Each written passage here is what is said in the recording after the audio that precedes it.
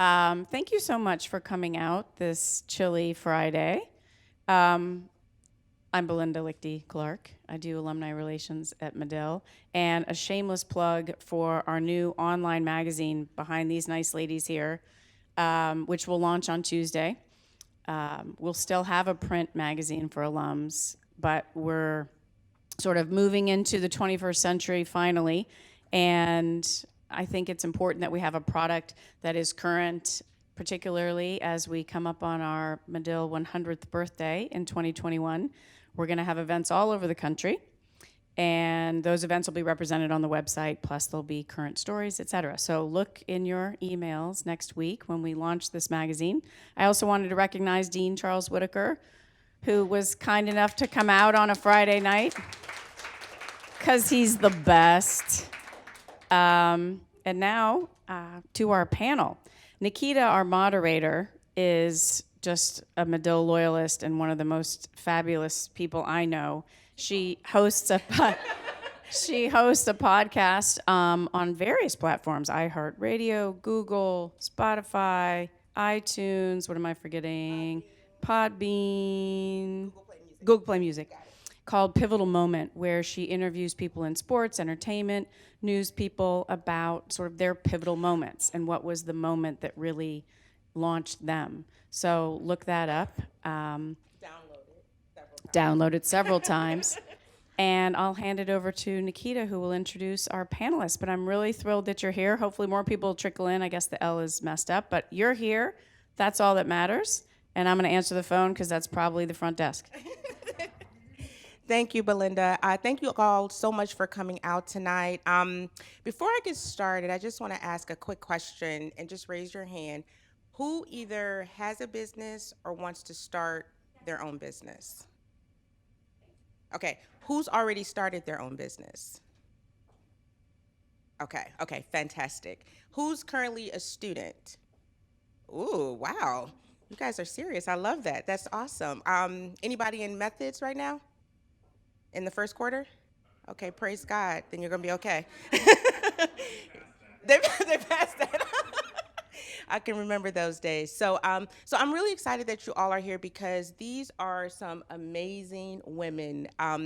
I have gotten to know a little bit about their backgrounds just in kind of coming together for this event. And so you're going to get a lot of information and a lot of inspiration and a lot of elevation. See how that rhymed? Yeah, that's right. And so I hope that you're able to take some notes, to get some questions ready for our Q&A period, and then you'll be able to talk with them at the end of this discussion. So to my left is Puja Mohindra, if I am pronouncing that correctly. Now, Puja was in a class with Issa Rae. Does anyone know who Issa Rae is? Founder of, or the creator of HBO's Insecure. So Issa was one of the people who encouraged Puja to start her own web series, which she did.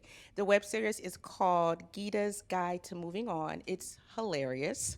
I would recommend that you watch it. It's about a woman and how she rebounds after being dumped. Her fiance dumps her. So it's really a comedic look at how her and her family cope through that. And then with the show that has come out, it is been really well received. It's on the Washington Post. It's been featured in the Chicago Tribune, Variety, WGN-TV.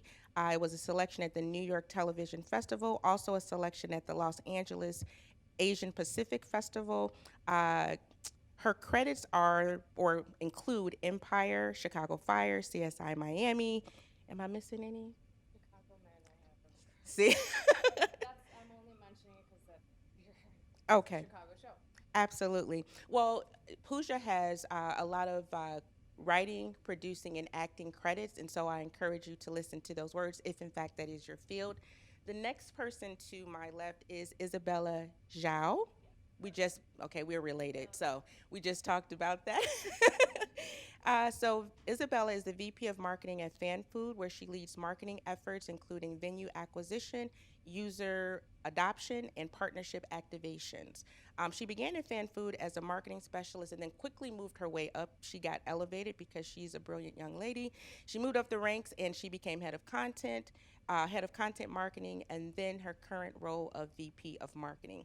She's also the co-founder of Go Wherever, which is a fashion rental service for leisure travelers. So if you're going on a cruise or the Caribbean, please look her up. Her prior posts include social media marketing, content strategy, as well as the editor-in-chief of the Northwestern Business Review. Yes. It's a what? It's dope. You heard that here. Hashtag is dope. And then to her left is Sandy Marsico. Sandy is the founder and CEO of Sandstorm. It's a boutique agency that thrives on exceptional work, high energy, where there's always room for growth and change. Sandstorm's clients include Crown, the National Association of Realtors, Blue Cross and Blue Shield, Campbell's, Rotary, Discovery Education, and many more. Sandstorm actually has conducted over 3,000 in-depth interviews and usability studies in the process of where they are today. They have been featured, and Sandy has on CNNBC, as well as a top spot on Chicago's 101 Best and Brightest Companies to Work For. Nicely done.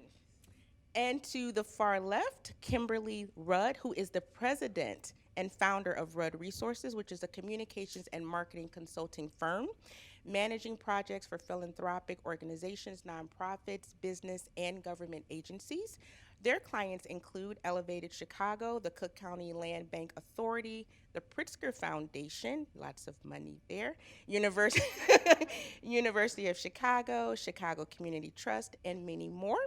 Her posts prior to this were at Burrell Communications, the Chicago Park District, Kaboom, where she was a board member, Marsh Halprin, as well as Communities in Schools Chicago. She was also a former guest broadcast commentator on WVON Radio because she was the owner of a Curves franchise, so she was telling you how to build your body and build your wealth. So a very good person to talk with about both. So let's get started. I want to kind of give our audience, students, alums, and other folks who are in the entrepreneurial space an idea of what made you do what you have done. So let's start from the back and work my way up. So why and what made you venture off into your own business? You are a boss, and this is for you and Sandy because you're both business owners. What made you launch your own? And then Sandy will go with you. Hi, everybody. It's nice to meet you all.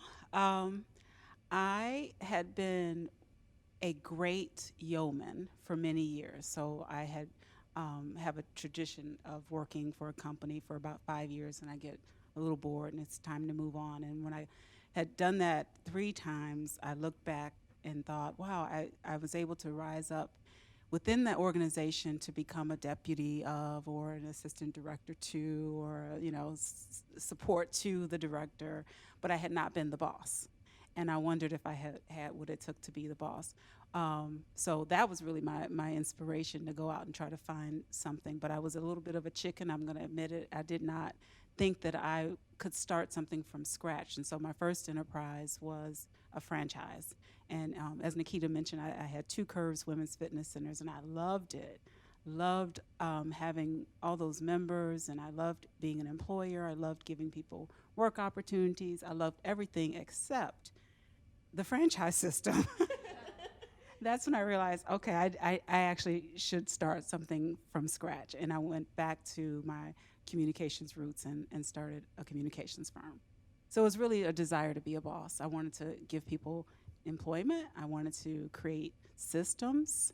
I had done that for employers, and I wanted to do it for myself. That's a good answer. And I think I visited one of your Curve centers at one point in time, and I don't think I did a whole lot of working out. I just kind of walked. We chatted. That was a workout, right? And Sandy, what about you? When I was 24, I called my parents and told them I wanted to quit my job and start this company called Sandstorm. Sandstorm was my nickname in college. So I went for undergrad. I was a painter, fine art. And so I would have class from 9 to 12, and then 2 to 5, then 7 to 10 when you're in like art studio. And it'd be the end of the night, and I'd still be wired, so I'd be running around the dorm seeing who wanted to go out for last call. So I am the Sandy of the Sandstorm. There's no way I could have imagined that I'd be here now 20 years later. But my whole reason for doing this, I was just curious. I'm an artist. I like to create. And I thought, what's the biggest creation I can create? Something from nothing. So I bought a book on how to start a company, and I just followed what the book said.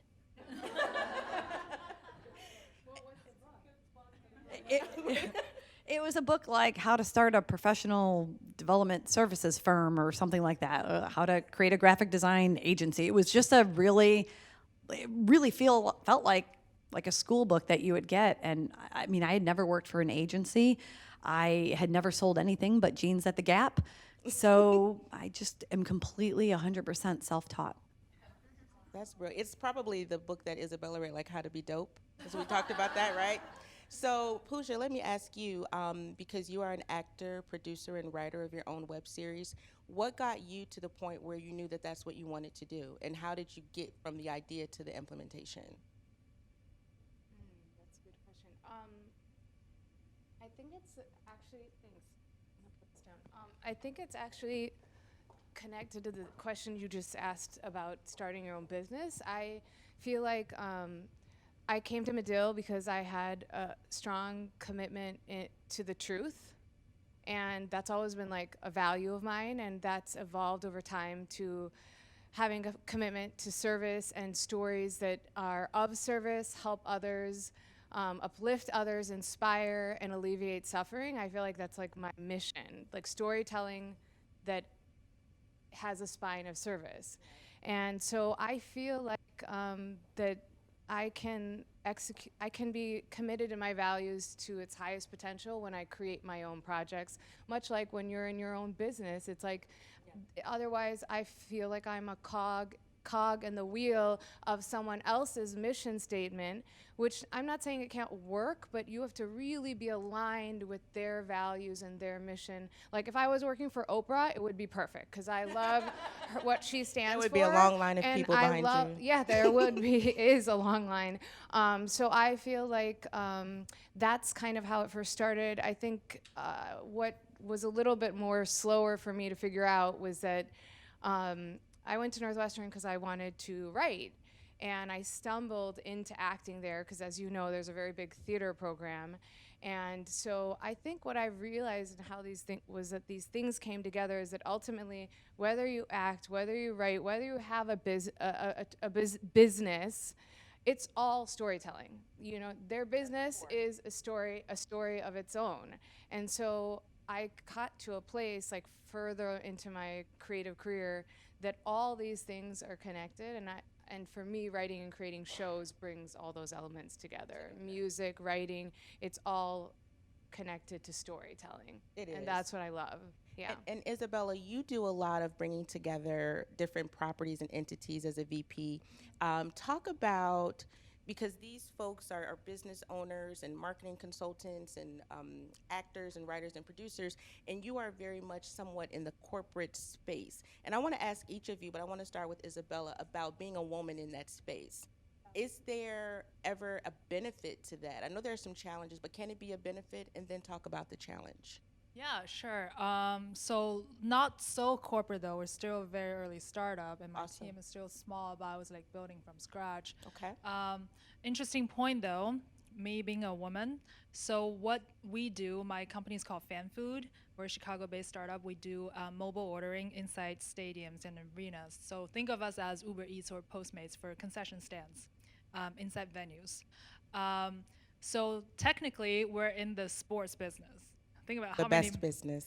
think about how many men there are. Yes. Did anybody go to All-Star, just as a quick caveat? Okay, no, we'll talk later. Yeah, I want to hear about that. So when I first joined, I joined part-time, and I was employee number 4 or something. I walked in, this shabby little office space. 3 tall, Midwestern, white, American male. I walked in, I like don't even know the rules of football. Like, what am I even doing here? And then from then on, I started being in charge of marketing. And marketing is storytelling. You're telling stories to a bunch of sports fans, and you're not even one. And that was really, really challenging. But I would say the benefits, because you were asking about benefits, the stories you tell, they're fresh, and they're not you can really gather perspectives from everybody, because as you are doing marketing, you realize the personas are so wide. You will think sports fans all look the same. No, they don't. They could be volunteer moms. They could be a kid. They could be whoever. And you need that openness to sort of absorb as much as you can about your end users, and then tell the story for them, to them. And that is something that my coworkers would never be able to get, because they are just their mindset is so sporty. And the other great benefit is that because of that, we're exploring new verticals. So we are in driving theaters, we are in high schools, we are in arenas, we're in food trucks, and we're looking at hospitals, we're looking at hotels, casinos, resorts. And these new opportunities really came about because me, like representing marketing, was able to see all these different perspectives across the spectrum, and that actually gave us all these new opportunities to explore, basically. And opportunity is where it begins, right, for everything. So talk about the opportunity, Sandy, that you have as the CEO of Sandstorm. As a woman in this space, is that a benefit at times, and what are the challenges? I love that question because I see myself as a CEO first, who happens to be a woman, as opposed to what a lot of people see is a woman CEO, right? And I see a lot of head nods out there. In my executive team, 5 out of the 6 of us are women. And the only man that's on my team is the owner of the agency I bought 6 months ago. I love Right? it. Yeah, Girl we're power. talking VP of sales, COO, all of this. It's all female. Awesome. And I will say that being female alone as a solo entity, I don't know if that's changing the game one way or the other, but I do know that we're always looking to make sure when we go on a pitch or a meeting with clients that we too need to be diverse. We can't just go in as just all women, right? We also have to be hyper aware of that when we're going and presenting ideas, that it's not just us, but that we do have a mix of diversity in that. And Kimberly, you are also a woman who started her own company. You're in this space, you're building, you're expanding. How does that work for you? You know, as everyone was answering, I was thinking it doesn't seem to be a factor. It's certainly not a negative factor. And in public relations, it's sort of expected that you're a woman. Most women, most people in public relations are perceived or tend to be women. But I'm going to say something that the dean knows about, which is where I have fun with my gender, which is that almost 2 years ago, I hired the first man at my agency, and that man happens to be my husband. So that's where I get to have fun. Keep it all in the family, Kim. I keep it in the family, but I also, we go to meetings, and I tend to, he has a good sense of humor, so I don't embarrass him, but I always make a comment about the fact that I'm the boss. And it's, and when we began working together, that was kind of one of the conditions. It's like, really, there can only be one boss, really. I mean, of course, we have a collegial relationship with the entire team, but he is the son of a police officer and a teacher, very, very traditional parents, very South Side Chicago, where dad did certain things and mom did certain things, and so he brings that to his space everywhere. And I needed to make sure that he understood that when we were in a meeting, if I said something, sometimes he just needs to be quiet and let that go. He had to acknowledge that, and so it's been absolutely fine. So that's where gender is fun, in the job. And he has acknowledged that, and that is the clarity that we've That been is the seeking. clarity, That is yes. the clarity. And moving over to you, Puja, I wanted to ask about, because you are in the entertainment space and acting, producing, writing, how do you deal with the word no? And how have you been able to get beyond the no's to where you are now? Wow. Okay, repeat the second part. Sure. I know the first part. The way I get beyond the word no, one is hasn't occurred to me until recently, how much rejection I've had to go through, that's built into the process of being a creative person. I think it definitely is built into being a journalist, it's particularly if you're a freelance journalist, which I was for a while, because you have to pitch ideas and hear no. But then even more as an actor, and then now it's even more heightened. Like when I fell into acting in particular, I didn't see people that looked like me. That's why even though I was acting in high school, it didn't occur to me to pursue it. I fell into it in college, and the way I get past no for anything is that honestly, my parents immigrated here so that I can have the American dream. So if I'm not still dreaming, what am I doing here? Like, I gotta keep dreaming, and I for whatever reason, I've always been a dreamer, and like I've heard no a lot. I've heard no from my own parents, but it doesn't bother me because my passion for storytelling is bigger than that no. And I've always said that like I would be telling stories, writing plays, or doing articles in the basement of. I would do the same web series in my mom's basement if that was the only place that I could do it. Or so it. Yeah, that would be how I would say I handle no, because I just love stories so much, and it doesn't bother me if nobody's listening. I still want to keep writing them, and maybe that's then my job to find a more compelling story that does interest people. So I'm curious about that. And then the second part was what? And how do you manage it? I think you did answer that. Yeah, that's you how I did. manage it, is I just keep going because I love Yeah. it so much. Yeah, I mean, it because fuels it's a me. process, right? Because everybody here, if you're in journalism, you've dealt with the no, whether it's a pitch or whether it's something you've written and you see that red marker all through your paragraph. So you know what no or edits look like. You know when you have to adjust, even when you have an initial idea of what is supposed to be, someone else tells you different. So, Isabella, as the VP at Fan Food, how do you manage the landscape when there is a challenge? And let's say, what is the most challenging part of what you do, and how do you overcome that? Oh my God. Where do we begin?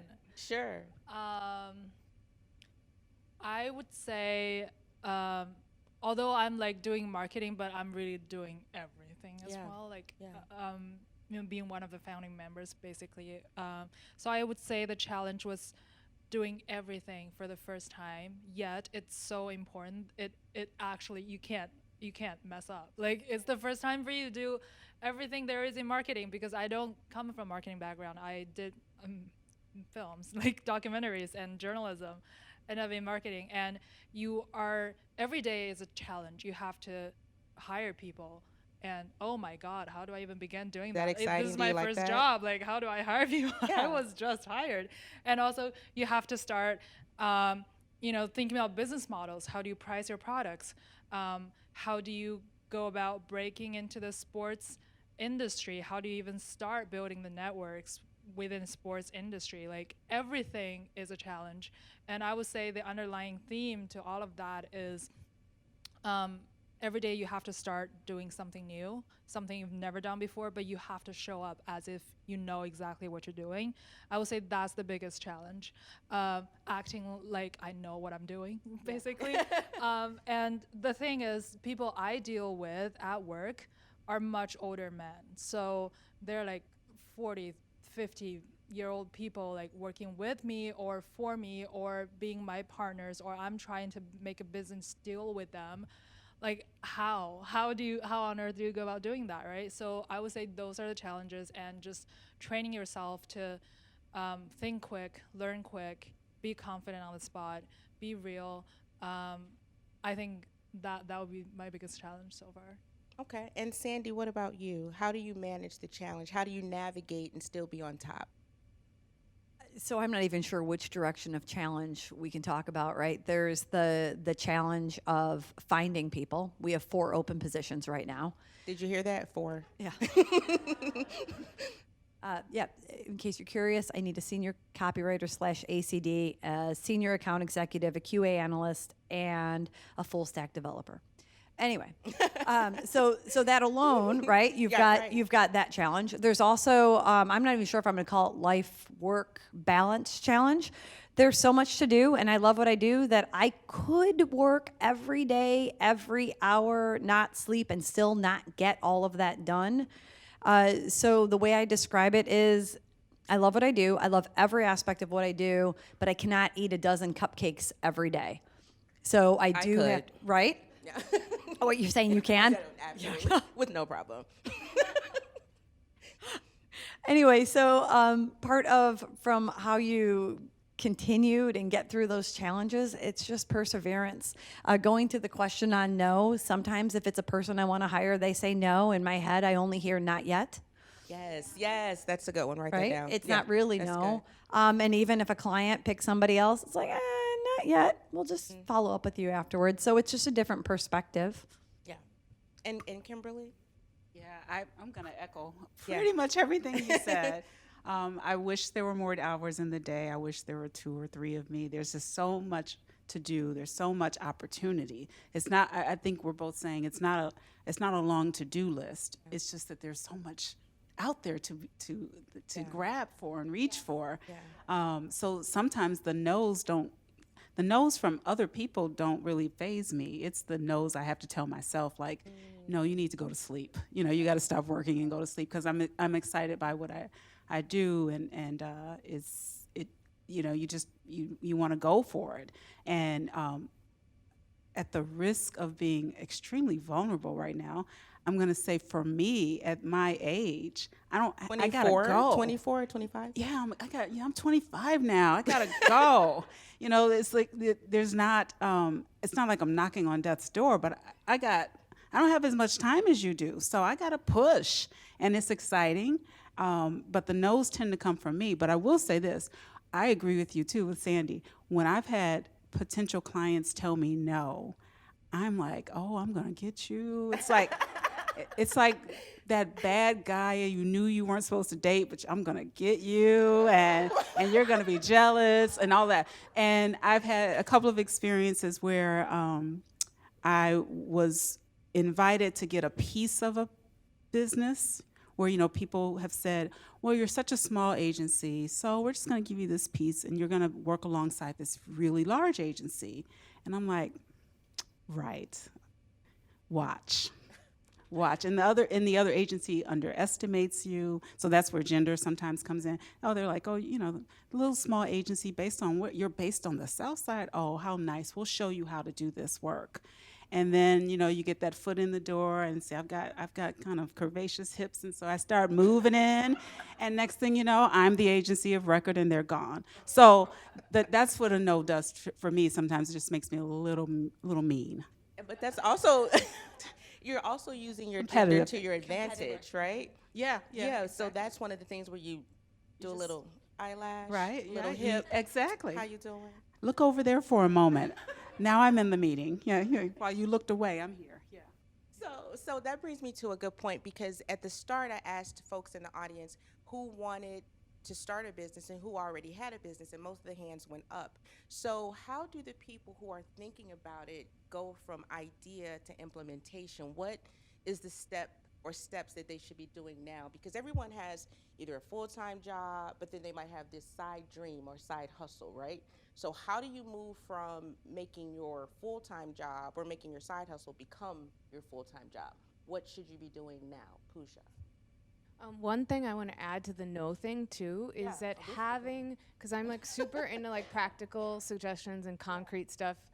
That's what I love when I'm listening to a panel. And one concrete thing I can tell you is I had people that had done what I wanted to do. Right. So find those people for you. Like I saw Issa go from shooting the second episode on her iPhone of Awkward Black Girl to being on the YouTube channel of Pharrell's YouTube channel, then being bought by HBO, and I knew that was possible. So like I still know that that's possible, and I know that that will be my journey. And so the more you see that can happen for other people, whether you want to call them mentors or role models, often actually they're just your peers, because you're sitting next to someone today that's working on their side hustle, and today it's their side hustle, but just takes one yes for it to become your full-time job. And I should add to that that I do have a full-time job.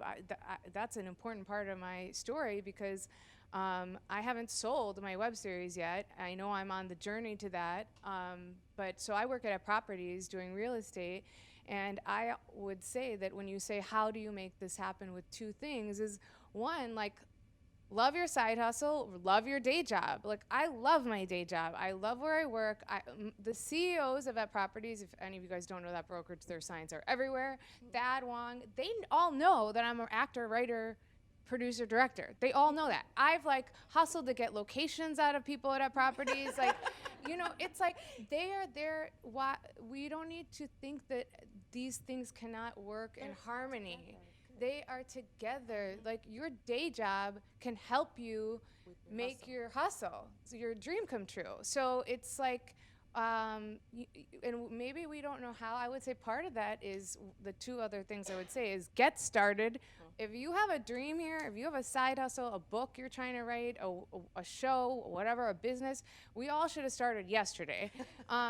Like that, I think having graduated from Northwestern, part of it, my thing is perfectionism. So I've constantly been waiting till the thing is perfect. It's like, no, you get it going. Just share, share, share. And the other thing I would say that is also, you mentioned this, I mean, a Northwestern thing too is being a workaholic. And the second part I would say is make it sustainable. So we cannot be pulling, we just talked about it, all-nighters till we all end up sick, which actually happened to me. So if you truly want to believe in your dream, these things need to work in a work-life balance. And also some of the best ideas come when you're just resting, taking a shower, having drinks with friends. Time for play is such an integral part of it's necessary, right? And you talked about the paralysis really of perfection, because perfection can really stifle you and you can't do anything. So, but you are with Fan Food and you are able and have been able to move that to the next level. How can you move from idea to implementation from your perspective? And exactly, just do it. And I would add on to that, don't be afraid to ask for it to happen. Like, I give you an example. So the reason so our first ever Chicago client is a food truck called Boxcar Betty's. By the way, you should all try it. They have amazing chicken sandwiches. They are based in Ogilvy. So the idea came about because we were celebrating a coworker's birthday. Oh, let's order catering. Oh, Boxcar Betty's. And so it just so happens the owner showed up with all the chicken sandwiches, and we told him what we do. It's a mobile ordering app. It's like, awesome, how can I get on the app? We're like, let's start now. And we just started looking at the menu. Let's get you onboarded. Let's give it a shot. We have no plan as to, we've only done venues before. We work with concession stands, but how on earth do you work with a food truck? We don't know, but let's give it a shot. So while we were having that catered lunch, we just started brainstorming, thinking about how we can do this. Oh, food truck. What about let's, park it outside of residential buildings and, do delivery either to the building for residents to come out and things like that. Like right away, get started on going, because another day of waiting means your passion, will drop. And after 3 days, you probably just won't go back to it anymore. So really grasp onto that sparkle whenever that idea comes and start validating that right away. So we validate it by, going to his store, riding along with his food truck and start validating, start being out there and actually going through it and learning from the whole process. So now we have 3 food trucks, and we're gonna run a food truck competition very soon so that we can just take over food trucks. Why not? Because nobody's out there doing that for food trucks. Now we are all ready for the chicken sandwich, so we're hungry. So Sandy, same question. Talk about going from idea to implementation. You started Sandstorm, you made it happen. How can we do that? So I'd have to say I have very few regrets in life, but something that would have made my life a whole lot easier is had I taken a job at an agency first, even if it was just 6 months. I didn't know what a proposal was. I didn't know what an account manager was. I didn't have a freaking clue. So if I were in your position, and you have a business idea, I would look at what are the skills that you actually need. And I'd try to find a job in that kind of company because you will save yourself years to be able to grow because you will have experienced pieces of it before. So if I could go back, that's one thing I would do. The other thing I kind of wish I did, I had just started Sandstorm and I had gotten a call from Oprah, which is funny that you brought it up, right? And they offered me the job to manage all their web properties. I was on stage and I was like, oh my God, this is awesome. And something in my gut just sank. And I said, I can't do this. This is just more of the same. I need to do something for me. So passing on what was my dream opportunity gave me the courage to say, I'm all in now because there's nowhere else I want to work. So my advice is first, get a little bit experience in the kind of company you want to work. If it's a manufacturer, if it's technology, if it's agency, professional services, go work there. I wouldn't even sweat the salary at this point or the career path. Just absorb. And then second, after that, right, turn down that dream job because then you know you're all in. So I'm just throwing that out there. That's awesome. So let me just get this on the record. So you said, Oprah, no thank you. I did. They were Nice. really upset.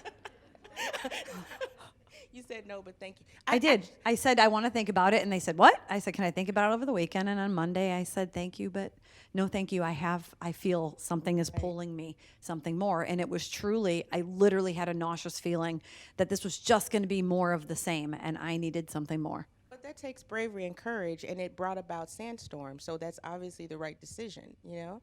I mean, it could be a dream opportunity. You go but- all in then. Yeah. Right? yeah. I didn't apply or even respond to another job inquiry ever again. Yes. Awesome. Kimberly, so you are the owner of your own company, and you have been at several posts throughout your career, board posts, broadcasts, corporate. So if you're sitting in a seat and you're thinking, hi, I have this great idea, what am I supposed to be doing now? What would you say?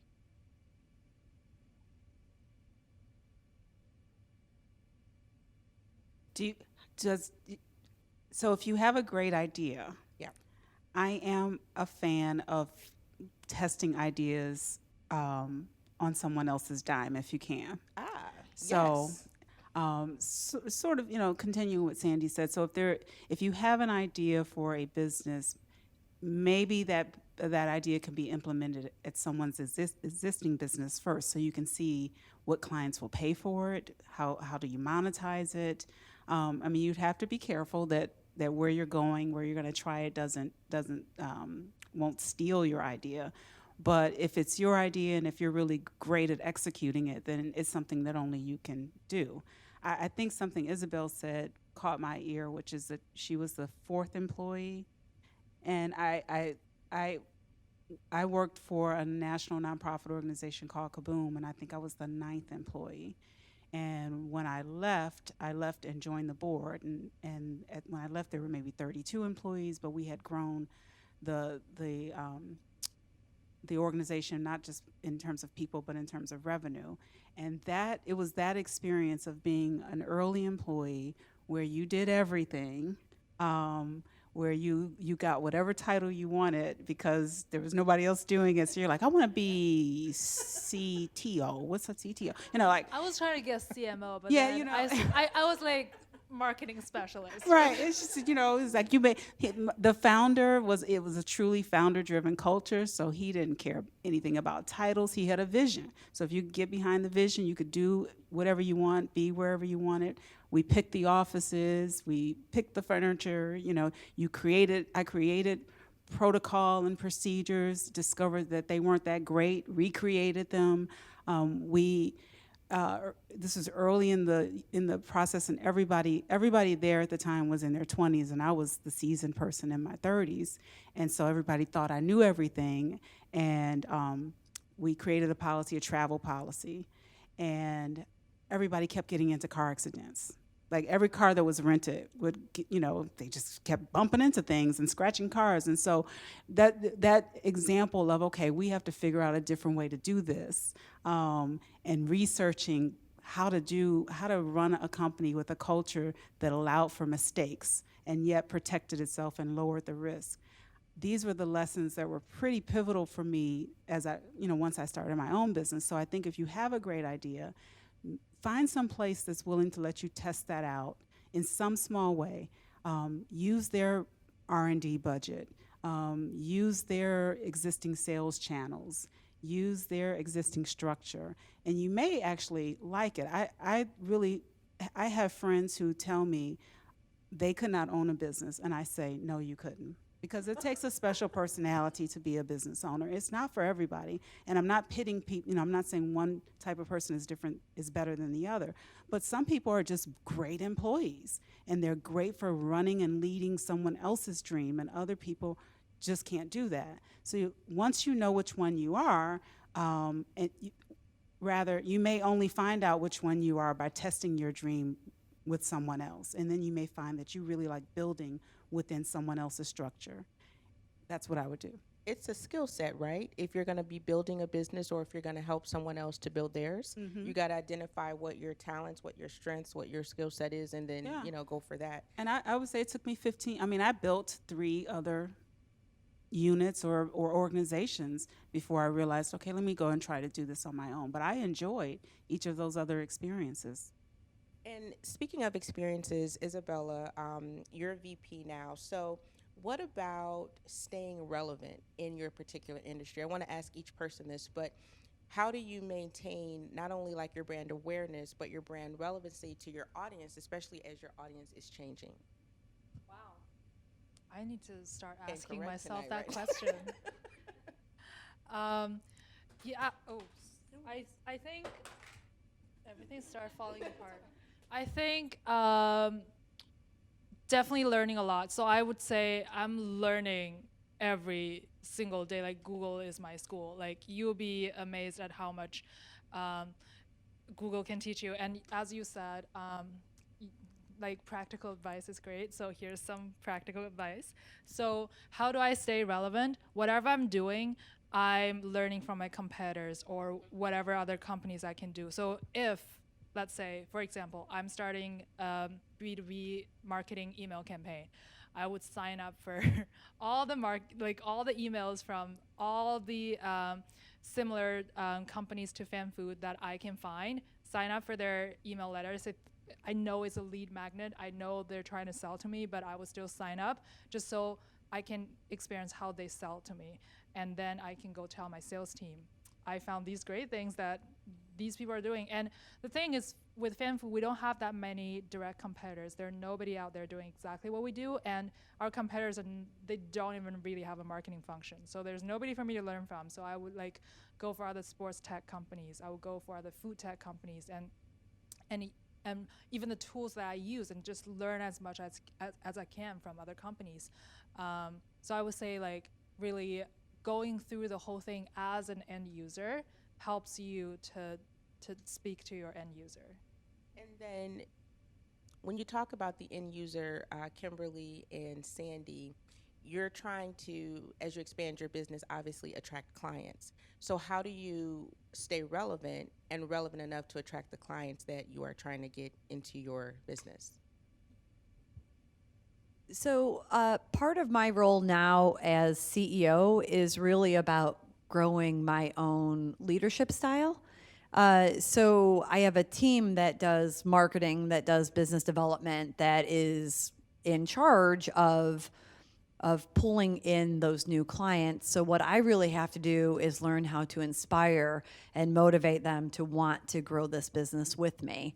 And being curious and a lifelong learner is a core value of mine and of the company. And I'm a big believer in peer advisory.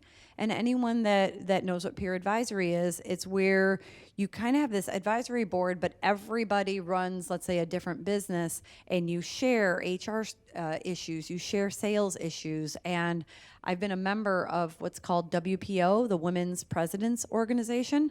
And that is for women CEOs that make $1 million in revenue or more. And you meet once a month like an advisory board. And that's where I'm learning. I'm learning from other CEOs. because that's what I need to do for my job now. I have to learn how to be a better leader and how to be a better CEO. And WPO is for all women, and I've made some of my best friends there. And I'm now on the board as well. So I'll be flying out on Monday to New York for our strategic planning for continuing to grow the organization. So for those of you that are in business already, and you're not quite at the $1 million mark, there is an organization called WESOS, Women Entrepreneurs Secrets of Success, maybe, and that's till you get to up to 1 million. And then once you're at 1 million, it's WPO, and once you're at 20 million, it's C200. There's amazing organizations out there for peer advisory and helping women achieve more. Good to Awesome. know. Yeah, that is. I'm very close to 1 million, just 900,000 more. It's close. It's close. Go on. Right there at the door. That's just one more client. Relevance. Yeah, relevance, and then attracting in clients as well. Part of how I like to stay relevant is to spend time with younger people. Actually, I think your generation thinks differently. You are.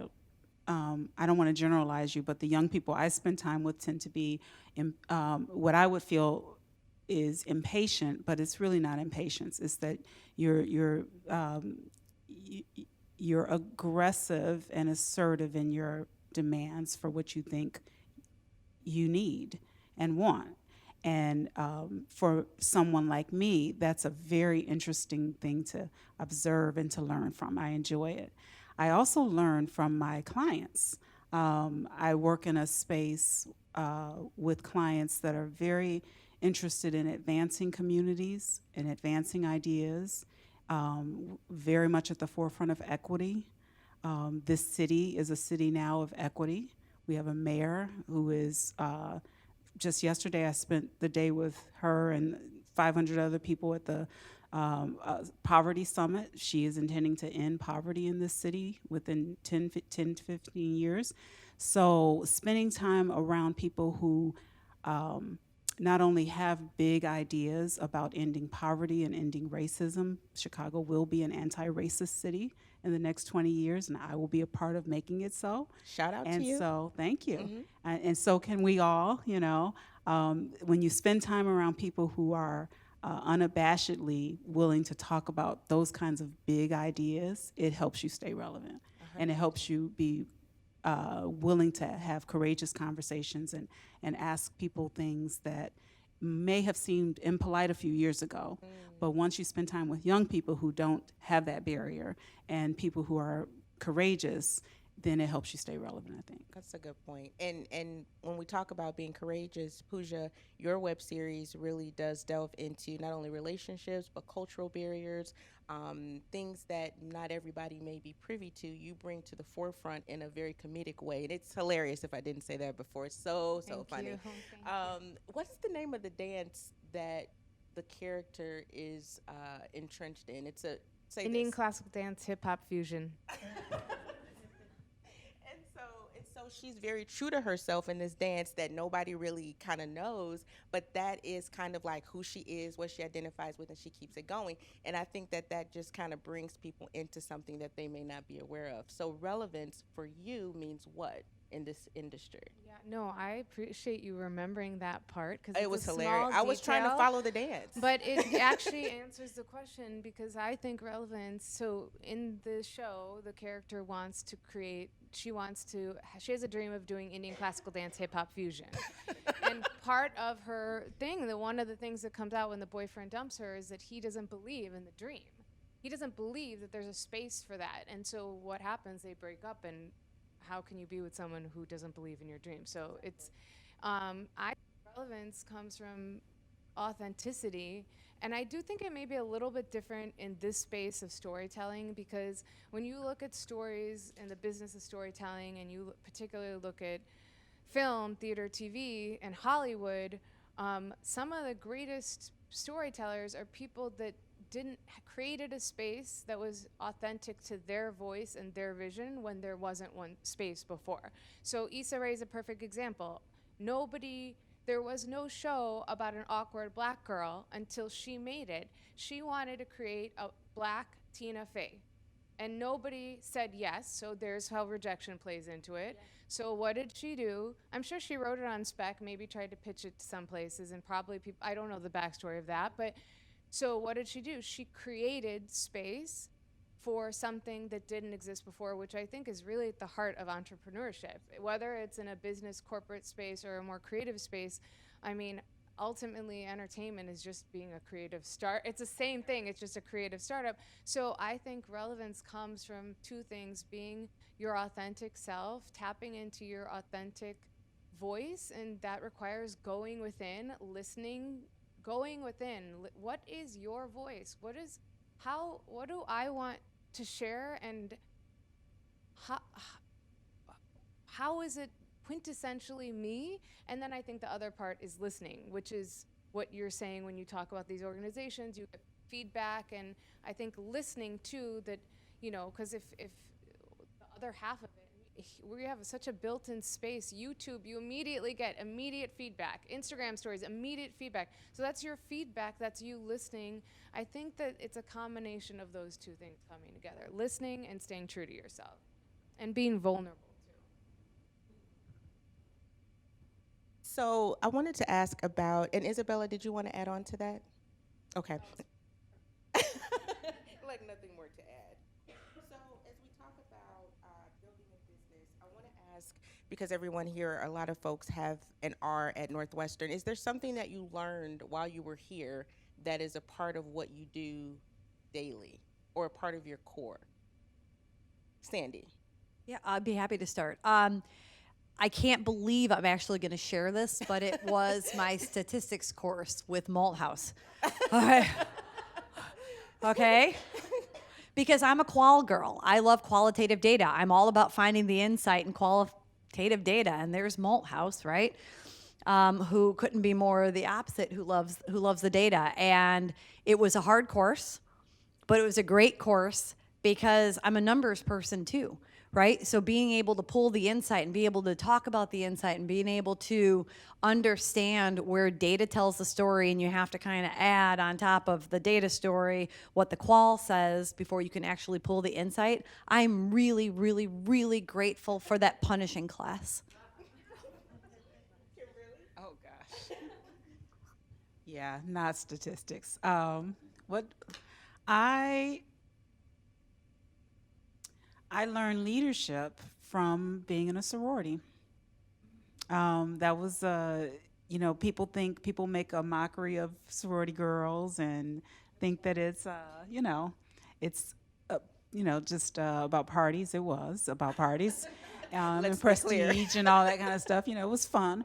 But leading a chapter of women and choosing what projects we were going to do and doing advocacy work and finding time to tutor and all those things that I did, learning how to lead a meeting with Robert's Rules of Order and how to handle disagreements that tend to happen with strong women in the same space. All those things were important lessons for me that I still use today.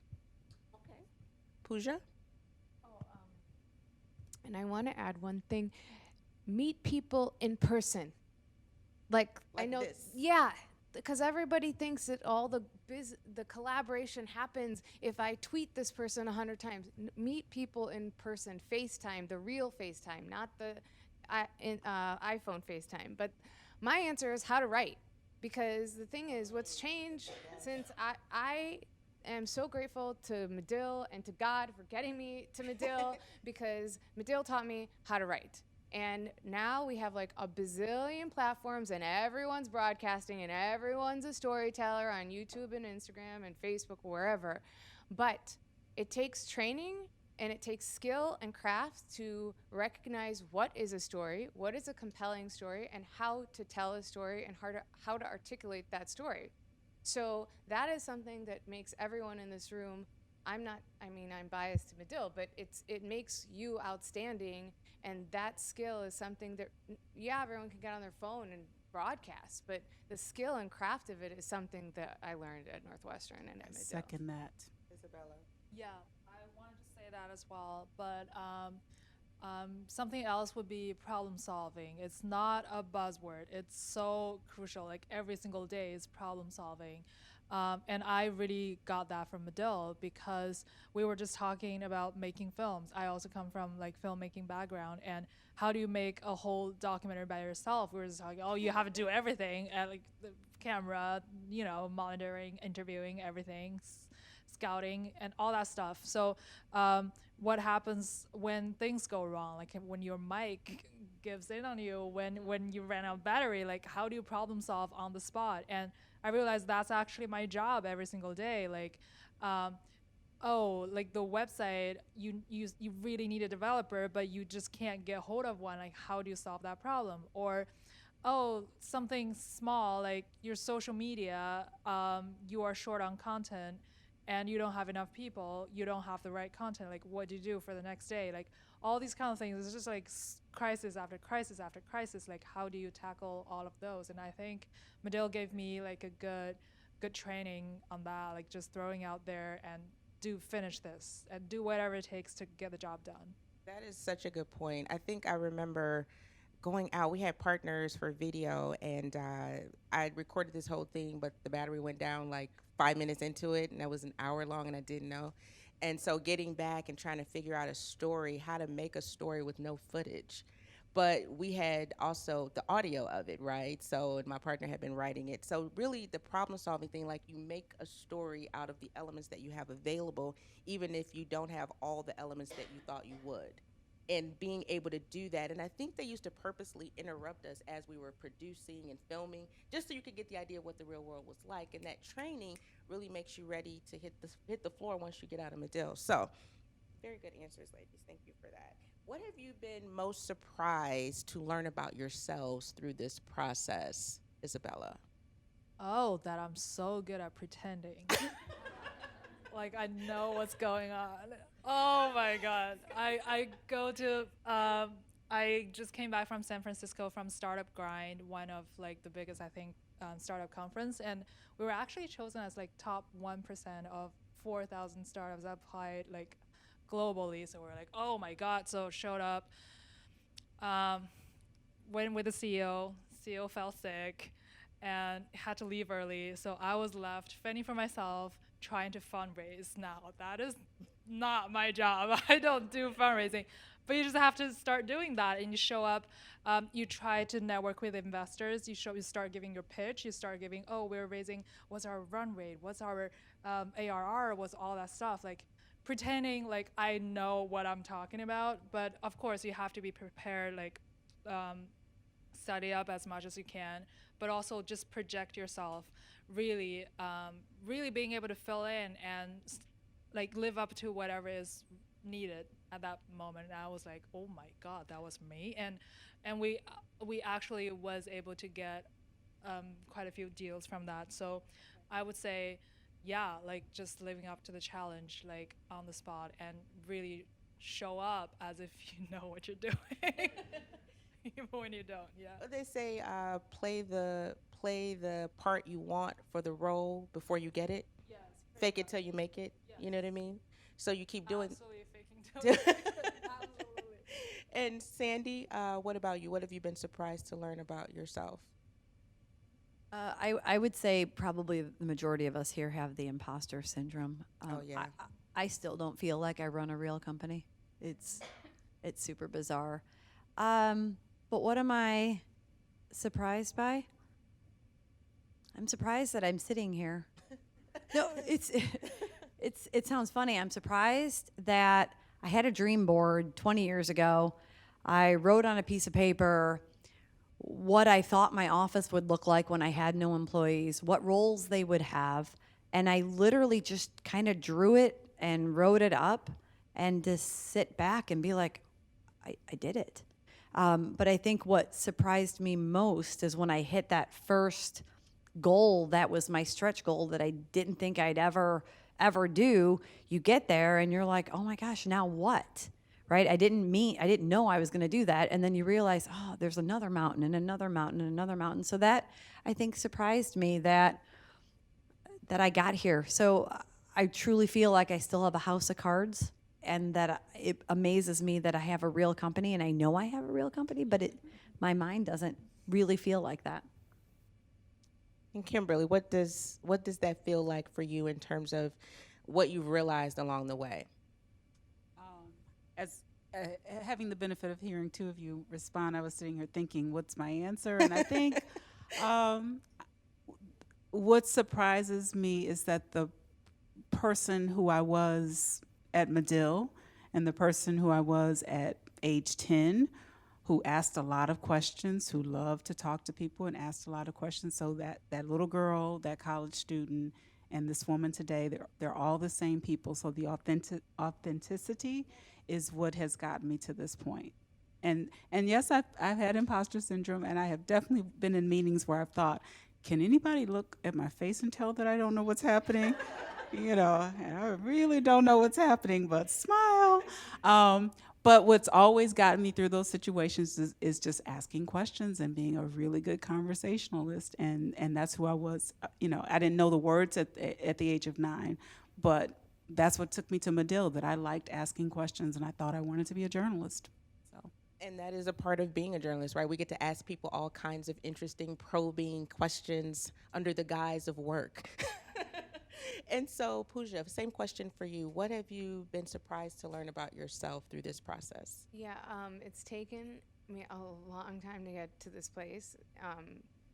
I don't even think last summer I actually did a trip out to LA and had like many pitch meetings with production companies that like I can't believe that I got to meet with the people that made Jane the Virgin and things like that. And even on that trip, I was like, what am I doing here? Like, I didn't feel truly worthy of being there. And I had to have, because now I have an amazing, I'm so grateful, manager representing the project. And he had to say, I think this is the silent programming that as women, as people of color, and definitely as women, we don't even realize, like, our culture, and it's very recently that our culture has programmed us. I mean, I hate to say this, but we haven't even had a female president yet.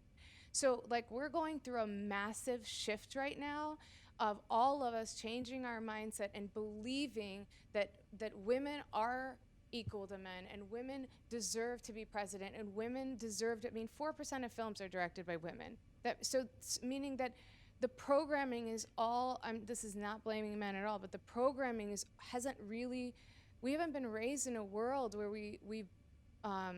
our default, like the subconscious, believes that women are worthy of all these opportunities.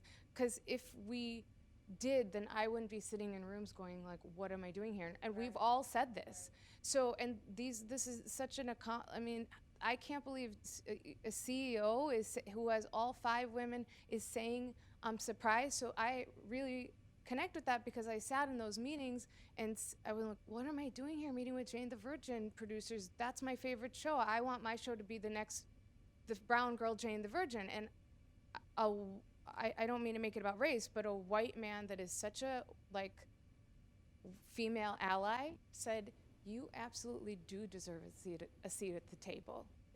And you have to believe that. And so what surprises me now is I finally, a year later after those meetings, I'm going back in May, but this time I'm going, yeah, I do.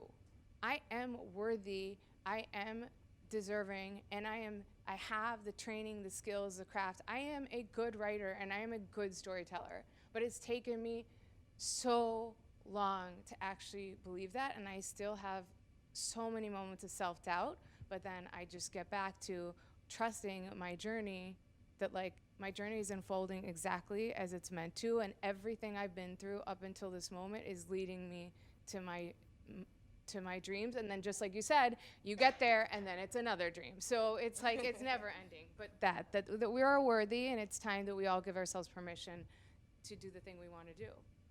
And that's interesting. I was at a panel last weekend, and the woman said, it's not only about getting a seat at the table, but using your voice when you're at that table, right? Because you don't have the seat just to sit there. You have to say something. So what you're saying is resonating because it's so true. You know what I mean? Diversity is having all the parts, but inclusion is making sure they're all moving together.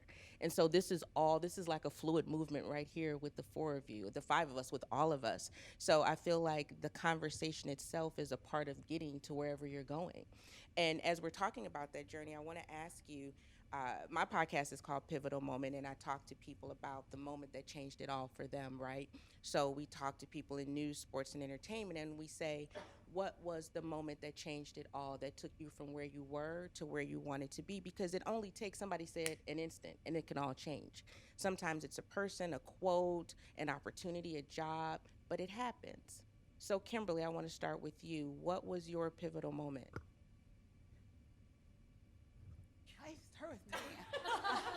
Now? Wow. Well, I would like to share 3. I'll make it brief. Piggybacking on what Puja said, a recent pivotal moment was some work I was doing with 2 of the city's largest foundations, the MacArthur Foundation and the Pritzker Traubler Foundation. Moneyed people. I did not come from money. I'm in Penny Pritzker's house. It's as beautiful as you might imagine, and we were having a reception, and Julia Stash, who is the retired president of the MacArthur Foundation, has really been an advocate, excuse me, for me. And so I walked up to her. I'm a weepy person. Sorry. I walked up to her and I was like, Julia, I just want to say thank you because you've been such a sponsor for me and it's been really great. And she said, of course. And walked away. And I was like,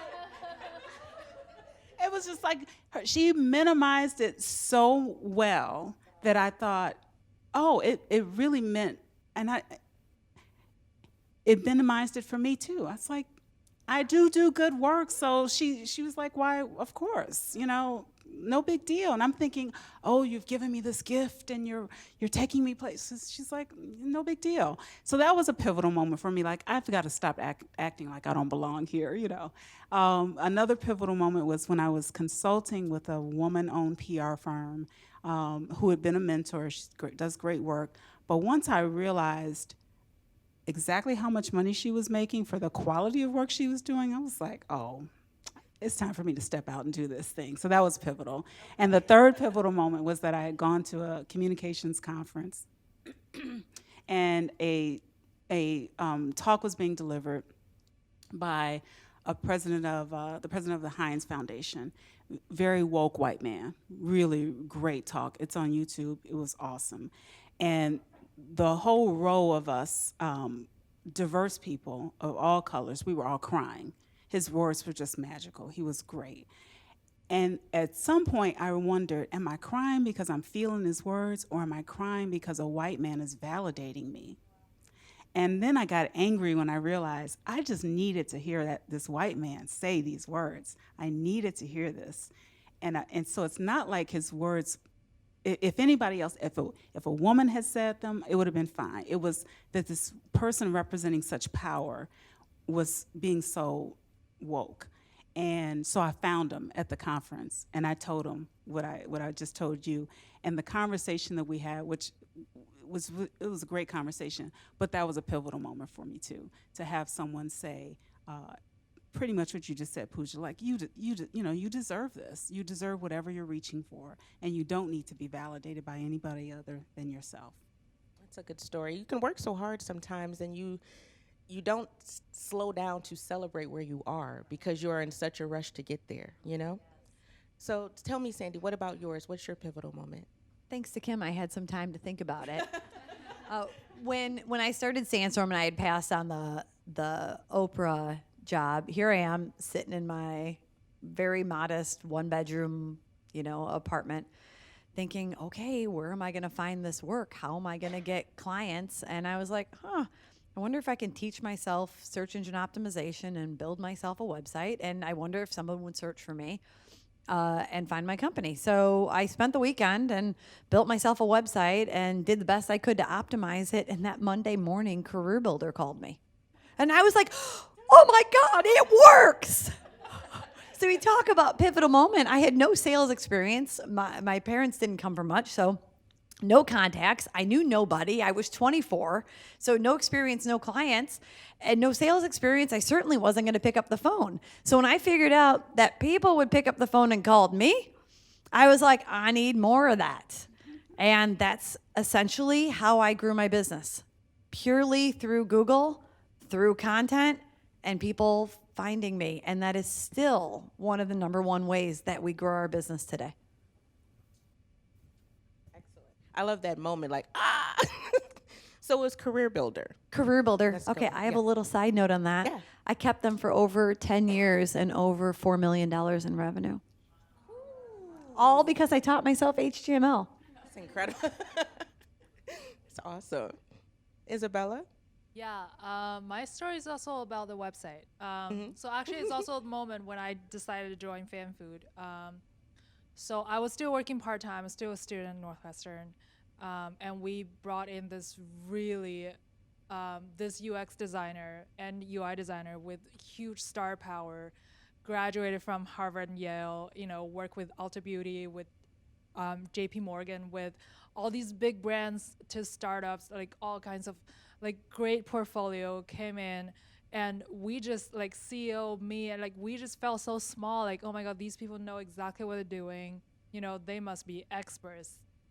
Oh my God, who are we, right? So we're like, but then after a while, I started realizing I don't think they were putting 100%. I don't think they're treating us seriously. I don't think they're so expensive. We spend hundreds of thousands of dollars on this website redesign from a startup. It's a lot of money. And so at one meeting, I really just stepped up and I spoke up. I was saying, I don't think this is right. Things are off, and basically, I won't go into the details, but I was really pointing out what I was thinking, and I was saying, I think from now on we should work like this. This should be our new workflow. This is how we should hold each other accountable. And mind you, I was a part-time contractor as a student, yet I was like saying all these things and running the meeting, and later on, I basically built the whole website for Fan Food and on Wix, actually, and it's still on Wix. It was a one weekend Sunday. I just called Carson, our CEO, be like, hey, let's come together. Let's build this website. Let's not wait on these people. They're just money-sucking machines. Like, we can't do that. And I still remember after that, he told me, that was real leadership. Like, I think you should run our marketing. So back then I wasn't. And he was like, I think you really proved yourself in that room right there. And I was like, holy shit, I didn't realize that. Now that you say it, I think you are right. Maybe I should be running marketing.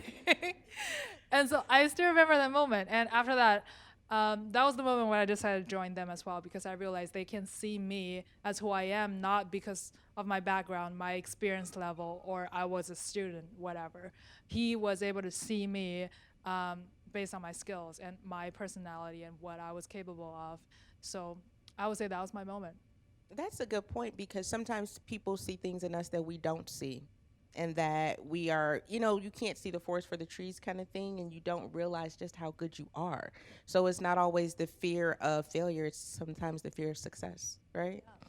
Puja, what about you? What was your pivotal moment? I have two. One is short. One is just having a spiritual mentor that at one point had heard the first version of my solo one-woman play that ended up evolving into my web series. And he, heard me read in a living room, and he had said, this play could spark a revolution. And it's not what he said, but it's him believing in me when I didn't believe in me. Finding the people that can believe in you until you can believe in yourself is so valuable. And then the second is, and I have had a couple people like that. The manager too later on, saying that you do have a seat at the table. But the second is that when we released the web series in 2018, a couple months later, I had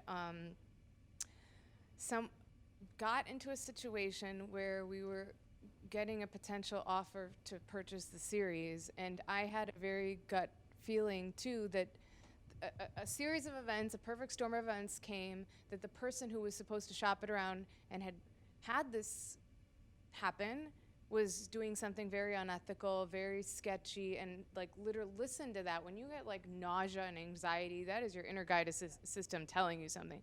So long story short, I actually ended up getting very sick, and I had to put a pause on all of it, and the whole thing fell apart.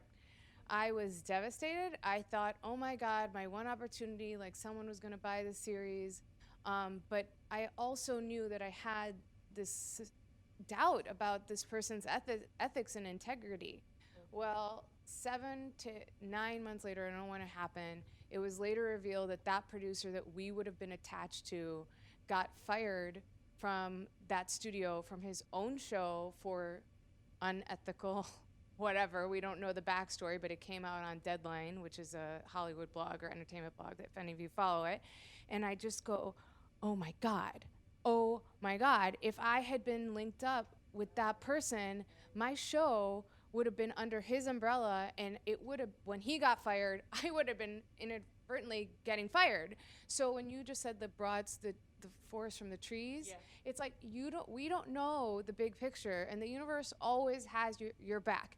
In an immediate moment, that seemed like the most epic failure. Like, I lost a potential offer, I got sick, I had to take a long period of time to kind of get my health back in order and understand like a better way for me to relate to my work, that I'm not like taking such a toll on my self-care.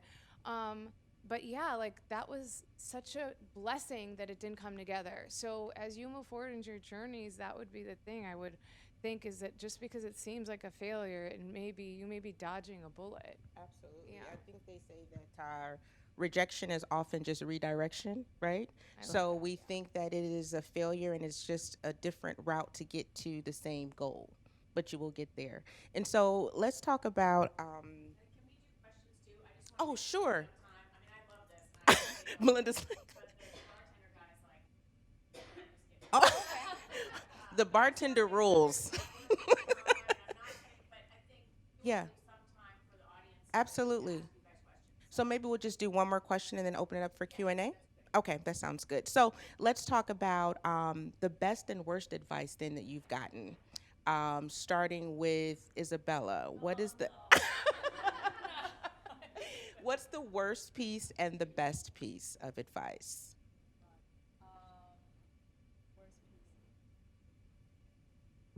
I can go with the best. The best is actually always ask for things. Like you never know what's gonna happen, but you gotta ask for things. So one example would be, I was trying to get this partnership with this really good sports publication that can really give us some exposure. So normally they will charge like a hefty amount of money and all that stuff, but we just don't have the budget. So it could be crazy, but I was literally asking, oh, can we do on a per deal basis? So if only you bring in a lead and it's converted to a deal, then we pay you, something like that. Now that would be like sounding like you're an idiot. Like nobody does this kind of partnership that way. But guess what? That person actually said yes. And I was like surprised. But I would say like the best advice, like we often share within our team as well, because we're all like learning this whole thing called entrepreneurship. So we realize one common thing that we constantly benefit from is always ask for what you think would be like not possible, or that's not how people do it, or that deal is too good to be true. But just always ask for that. It could really happen. Okay. Yeah. So that's good. So we'll just do good pieces, the good advice, because we're cutting it down. So we'll do good advice in 30 seconds. How about that? Go. Okay, Yeah. mine is Speed short. round. Best advice, go. Worst advice, wait. Ooh, that was good. Okay, That I'll was go very fast. good. Best advice: you only fail when you fail. Wait. hold on. I had it in my head and I lost it. You only fail when you fail to try. Best advice: cultivate a practice of meditation and gratitude. That was very profound. I like that. I need to do that. Someone else taught me. That's not an original idea. All right, so we're going to open it up for questions from the audience for any of our panelists. So if you have a question, stand up, tell us your name, what company you run or want to run, and what your question is for each panelist or all of them. I know they're a room full of journalists, so all you do is ask questions. There you go, right here. My name is Anuja Vaidya. I'm also kind of into like the acting, writing space. That's always passion. I also have a totally different day job right now. But my question for you all, I think it's so common as women, and especially allowed to walk into where there are already inherent biases against you. And I'm just curious, how do you break down those walls and having conversations with people that you want to get to know you and not break down? Good question. Who wants to tackle that?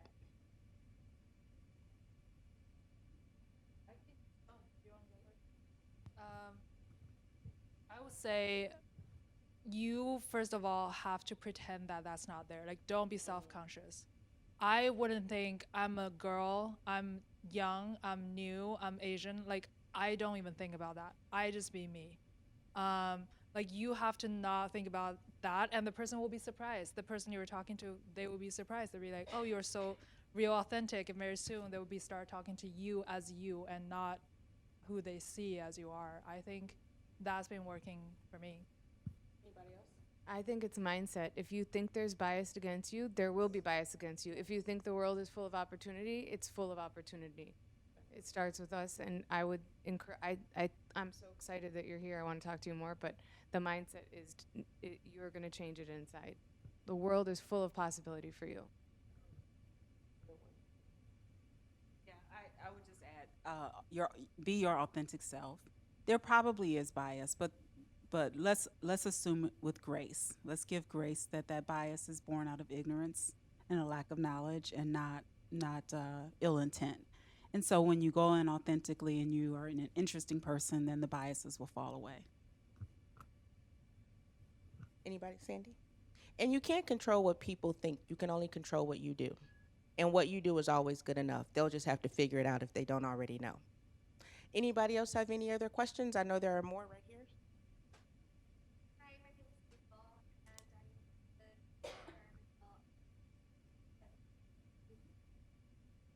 target. So I know that we are all and from an perspective, I think that a lot of times we have great ideas, but we get ourselves and think that maybe this is not an idea.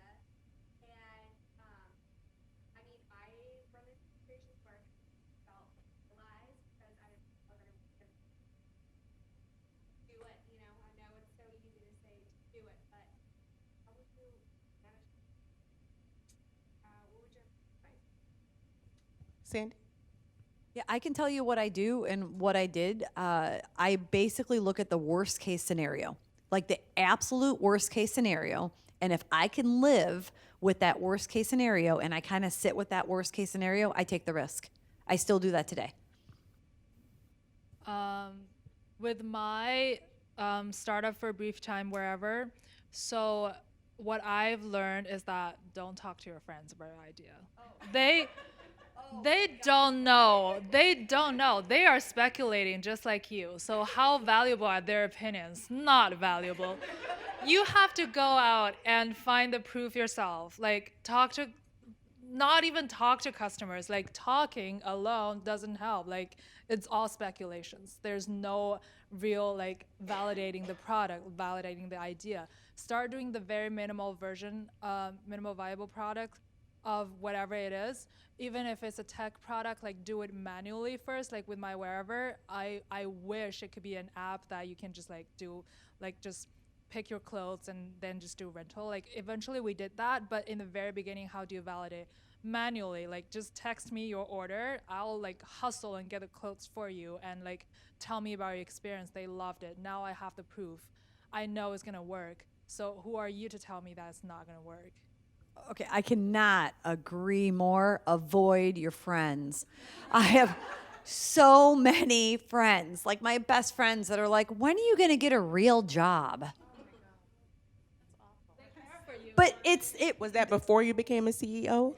well, no, I started the company and they, you go out and they're all buying houses and cars and you're scrapping by and they just want to know when you're going to get a real job, when are you going to grow up, when are you going to get a real job? Yeah, and it's not ill intended. It's their own fears. Okay? Like the reality is not everybody in this room is meant for the gut-wrenching risks that you're going to take. So most likely your girlfriend isn't either, right? So I couldn't agree more with that. You kind of just got to tell them what you're doing and not ask their advice. Also, if you'll be okay if whatever your idea is done by someone else and they're very successful and you'll be happy for them, then it's okay. Then wait. But if that happens and you will be pissed off, then you better try it. And I think also too, if you do have someone that you can trust and a friend that you do have that you do trust, I have 3 of them in the audience right now. So I know that it takes a certain kind of person to understand your vision, to not sabotage it, but to share it and help you get closer to it. So you have to really guard what is deep within you before you release it to anyone, friend or family. Anybody? Right yet?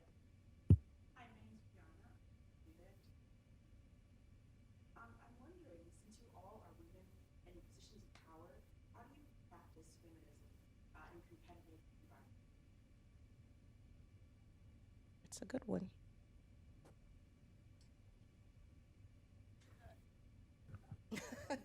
My women are really, really well paid, so maybe lead by example. And remember, she has 4 openings at her company. I don't. Yeah, I that's a tricky question, right? I think I don't see it as anything as competition. I see it as a collaboration. So she's here, one brown girl writer. I'm a brown girl writer. One person may say there's not enough space for both of our stories because we might have a similar point of view. No, I see that as my future collaborator. And practicing feminism, I think, I hope that this is so normalized, having a female CEO, having a female director telling everyone what to do and giving. One of the things I told her before we started is that was one of the hardest things on my web series is 12 episodes, 90 minutes of content. I went through 2 DPs. I've worked with 3 DPs in Chicago. They've all been men, and it's very hard for some male crew and DPs to take a direction from a woman. That's what I experienced. I'm not saying it's everybody's, but to get to a place where it's so normal to see a woman in a leadership position where we can eliminate the word feminism and it's just normalizing it, feminism. And that only comes by action, not talking about it.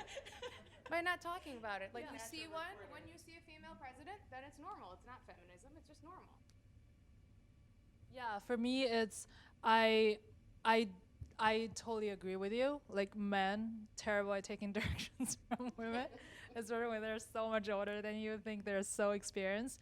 But to me, I just try to not even think about it. I just think, again, it comes to the racial bias. The bias is there if you think the bias is there. Why don't I just show up as your equal? Just to talk to you as if we're talking about normal business. We just let's just get this done. If you have a great idea, I will be like, that's a wonderful idea. I think that's awesome. We should do it that way. If I have my idea, let's make the case. So to me, it's just not trying to be too conscious of it and really just try to get whatever needs to be done. I'd like to add, there is no shortage of success. So the challenge I'd really like to open to the room is open doors for one another. Everyone can win, and everyone being every individual here, and not just male or female. That's a good point. I feel like sometimes there's a belief that there's competition, or women feel as though there's competition. So there's only so many seats, and there's only so many females that can fill them.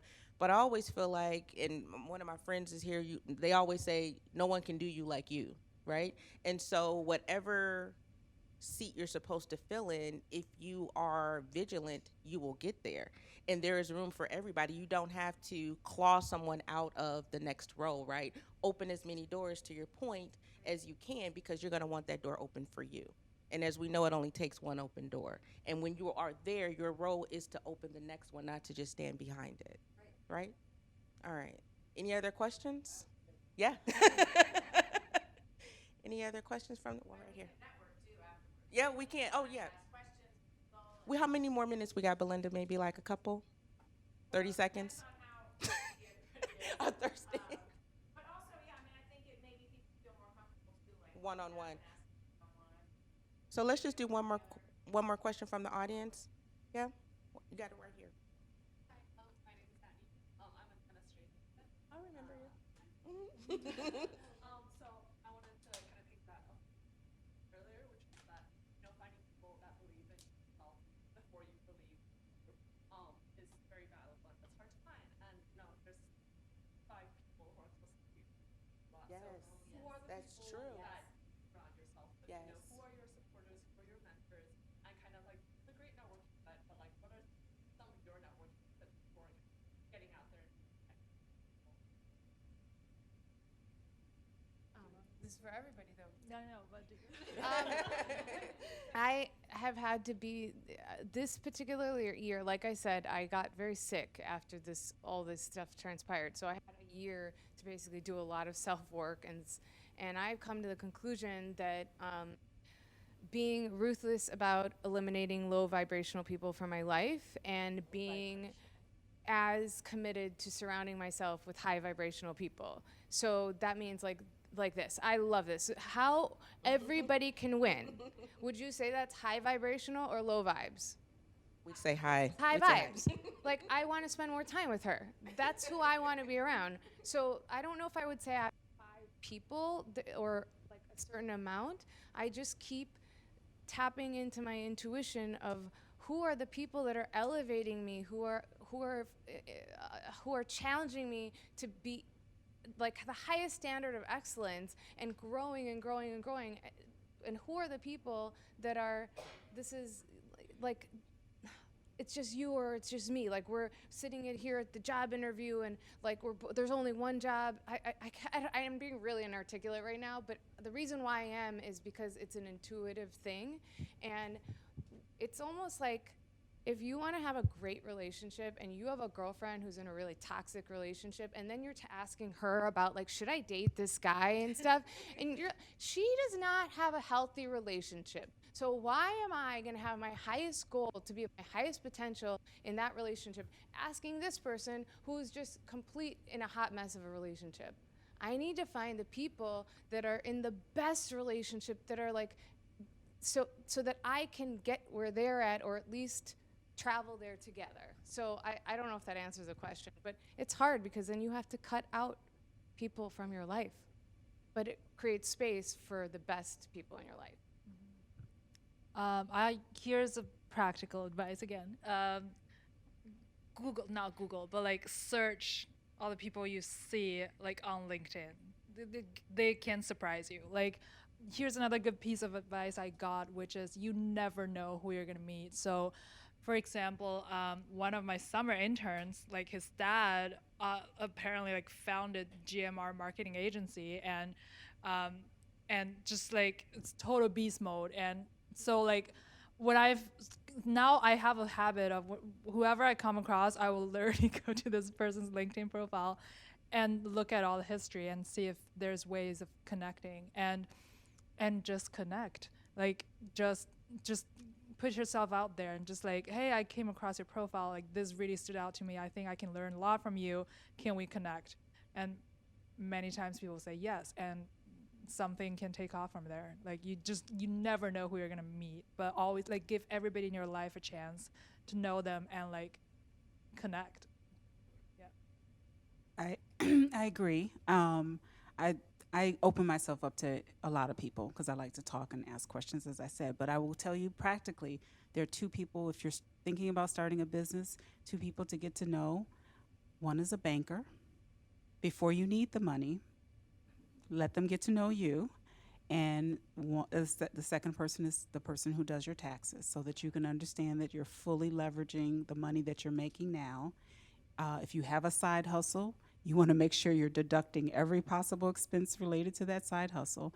I did not spend time with my financial aid, my financial planner, my banker, and my my accountant until really good time until my 40s. And it wasn't too late, but I wish I had started in my 20s. So if you don't have a financial planner, if you don't have a banker, there's someone at your bank who's your banker. And if you don't have someone doing your taxes, don't do them yourself. Get someone to do your taxes and start that great history now, so that when you need someone to advocate for you to get that investment, to get that money to start your business, you have people in your corner. Being an entrepreneur was incredibly lonely for me. Incredibly lonely, incredibly isolating. You question everything and you're taking a ton of risk. So I made the intentional effort to say I need to surround myself with other business owners, and I went to other networking events and I started making friends, and my circle today are all CEOs, but it took many, many, many years, and it was because I was so incredibly lonely. So I think the takeaway is to be intentional. What do you want in your life? And find those that are doing that already, and it just takes time, and have patience. That's great. I think that's a great place to stop. I think that's the end of, or the last question that we were going to take. And to Sandy's point, do surround yourself with positive people, with people that give and feed you, not that drain you. If they can't come and bring you something, then you might need to leave them behind, because you have many places to go. Thank you so much for coming out, and please feel free to talk to these ladies. Oh, we have food, bartender, mingling, bar. So please avail yourselves. Thank you. Thank you so much for coming out.